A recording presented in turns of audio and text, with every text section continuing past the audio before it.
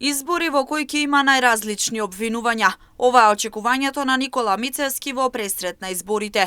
Денеска отшти посочи дека голема нервоза има кај владеачкото мнозинство, а пласираат и лажни информации.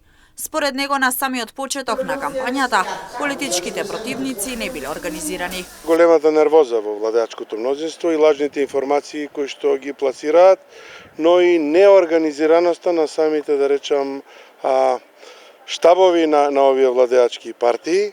Нервозата е видлива и во парламентарните тимови, односно во пратеничките листи кои што ги имаат, затоа што најголем дел од пратениците кои што досега беа пратеници на пратеничките листи на владеачкото мнозинство, посебно на ДУИ и на СДСМ, нема да се најдат на овие листи, што значи дека дополнително укажува на фактот дека не ја завршиле работата во овој 4-годишен мандат. Можам да истакнам дека пратеничката група на ВМРО-ДПМНЕ од 44 досегашни актуелни кандидати за пратеници останува со 39 на постоечките листи. Мицевски истакна дека црната кампања за председателските и парламентарни избори веќе е почната на социјалните мрежи, и тоа преку лажни профили, а за кампањата на терен според него најдобри се тет-а-тет средбите.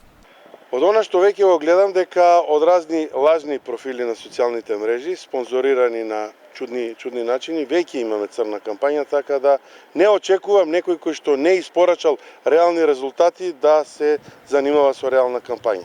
Очигледно стилот, а и резултатите кои што ги немаат, ќе не донесат да одиме со таква кампања. За разлика од нив, ВМРО-ДПМНЕ ќе оди со позитивна кампања, со промоција на проектите кои што планира и ќе ги вети пред граѓаните и кои што ќе бидат реализирани. Најави дека неговата партија ќе оди со позитивна кампања и промоција на проектите од програмата, кои што според него се реални и остварливи.